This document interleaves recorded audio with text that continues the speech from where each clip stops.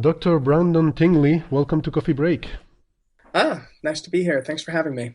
Yeah, thank you for taking our call. We actually wanted to ask you about this very fascinating star, and you're an expert in analyzing light curves, right? You've been looking at light curves for many years already, right? Yeah, probably almost 15, I would guess. 15 years, wow, that's a Yeah. long time. So I wanted to ask you first. What was your first reaction when you saw the light curve of this very peculiar star? That's a ringed planet. I don't see what the big deal is. Okay, so That was my initial reaction. that was your initial reaction. You immediately thought about that. Right. Okay, that's interesting. I mean, you are the first person that I've heard talking about this hypothesis of the ring planet. What gave you this idea? What is it that you saw in these transits that made you realize that that could be a ring planet? Well, the main thing is I've given some lectures to non-science people lately, and I'd gone back and I'd looked at observations from the 70s of Uranus passing in front of a background star, and that's how they discovered the rings. And the same thing with Saturn, and that's how they found all these gaps and were able to number the rings. And then there was this super Saturn planet that was discovered a couple of years ago, where instead of just blocking maybe 10 or 15% of the light, it was blocking 90, 95%. But that was a young disk system Mhm. rather than a ringed planet per se. But you just take all these things, you put them all together, and you're like, okay, it's something that's not repeating. So, and it has to be in orbit, unless it's something really, really bizarre. But the features are so clean, it can't really be anything that's Mhm. really truly bizarre. It has to be some kind of natural phenomenon. Okay. And then, so you had this idea, and then you immediately went to your computer and modified. I understand you modified your code, the code that you have to produce synthetic light curves to simulate the effect of a ring planet. Is that how it happened? Well, not initially. I thought it was so obvious. And I know that people already have these codes. So I'm like, oh, why bother? So someone's going to be saying anything almost immediately. But I was talking to my girlfriend about it, and she's like, oh, you should totally do that. Why aren't you doing that? I'm like, well, someone else is going to do it. It's obvious. But Hmm. I haven't seen any, I don't know of anybody else working on it, but that doesn't mean somebody else isn't far ahead of me already. I just posted it to Facebook. Right. Well, but now you can claim priority by advertising it here on Coffee Break, which is it's almost like a peer-reviewed journal, you know? Yeah, yeah. No, Okay. no, you probably go into more depth than most of my peers. Sorry, guys. Oh, okay. I think we're going to edit this part out. Aw, come on. Okay, that's fine. No, I'm just kidding. Okay, great. So, and then I saw, of course, I saw these plots that you posted on Facebook, and you, it's very amazing. You reproduce this asymmetry, this asymmetric shape of the transit. It Or really, let's call it an event.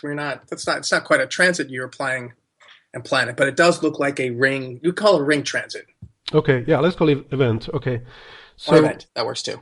okay, so is this asymmetry what you think is the most remarkable feature of these events? Because there's more than that, right? I mean, you can see a lot of irregular. I don't know. There's like peaks in the event that are also very bizarre. Well, if you have to realize this is probably a very long period system, so we're just there could be more than one ring crossing the disk of the star at a time Hmm. if we have gaps and things like that, because the star and the planet are actually on the same size scale. In fact, the ring system is probably a couple of stellar diameters, although I can't guarantee that. I'll have to run those numbers later Hmm. when I finish the analysis. Yeah, okay, because at this point you're just trying to reproduce the qualitative shape of these events, right? You're not trying to fit the data yet. No, no, I haven't done a fit at all yet. I've only tried like four sets of parameters, seriously, and I got something that was that close without Yeah, even really trying. it The really looks interesting very thing similar, is, yes. yeah, the one reason I'm using that one particular feature is because it's so clean and it's really by itself. There's no other features around it. Hmm. Hmm. And so I figured, that's a good one to start with. And the interesting thing is that's the inner ring. The planetary transit is actually before Kepler starts observing. Hmm. or whatever it is. So we have something here that's either very, very spread over many stellar diameters or is at a very long period. So it's taking the event a very, very long time to happen. Uh-huh. But I'll actually be able to estimate that, what the period would have to be. So how do you imagine this? Is it like a giant planet with a gigantic ring system, or is it several of them together? How would you imagine this in reality? In reality, I suspect it's probably a brown dwarf. Uh-huh. Or a super Jupiter, something that's 10 times the mass of Jupiter. And of course, this rings could simply scale up with mass. Mm-hmm. The more mass of the planet, the more material is to build rings out of. Right. And so their argument against this is that they knew about this super Saturn system, and they dismissed it because when you have a disk like that, the brown dwarf or whatever it was in that system is still forming. Mm-hmm. But this star, so it has to be young. This star has to be very old. We know that. But, Saturn is real old too, and it has a quite extensive ring system. So there's no reason, if the simplest explanation is, if we scale Saturn up, we can reproduce these observations, then that's probably the solution. I don't think there's any reason to invoke anything exotic. Okay. I mean, even their preferred explanation of, groups of comets, if you had a group of comet over a very short time scale, it would be spread out over the orbit simply because they're at slightly different radii, and after 4 or 5 orbits, they're all spread out. They're not going to stay clumped together like that. Yeah, it's hard to imagine that unless they are gravitationally bound somehow. Well, what do you think a ring is? It's gravitationally bound with separate shepherding satellites. Yeah. Yeah. Okay. So it's actually the most natural explanation. Yeah. Okay. So it's basically scaling up Saturn to the size of a planet that is 10 times more massive than Jupiter. That's what you're saying. Or just hypothetically speaking, something like that. I don't know. It could be 40 times the mass of Jupiter. Okay.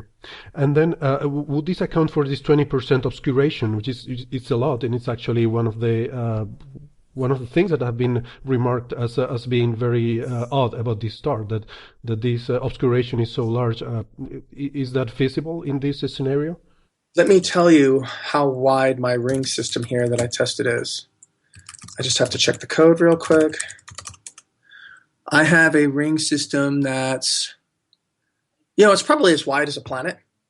Okay. If that ring is as wide as a planet, because it's an arc.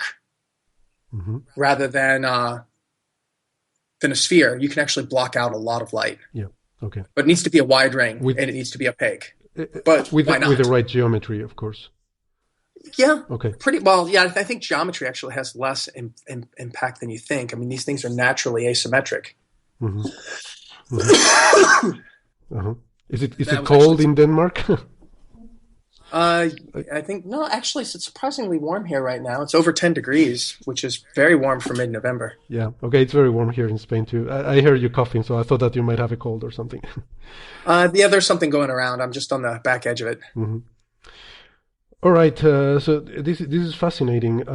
This is a great explanation, and like I said, actually, when I first heard you talking about this hypothesis, I brought it up also in our debates, because I think it's a very simple explanation, and if it can reproduce the data, then that's it's amazing.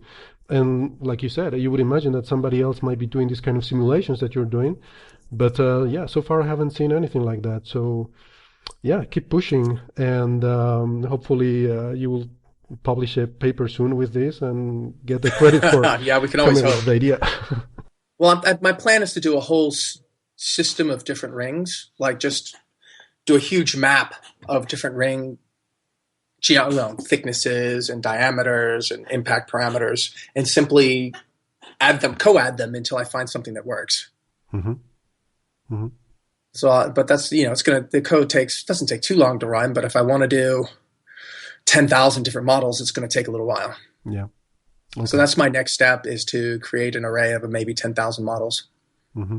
And then I can use linear juxtapositions of those in order to create the profile that we're seeing and see if I can do it. But I have a feeling if I can do just that first clean feature, that's going to give me information that I need to help me do the rest of it.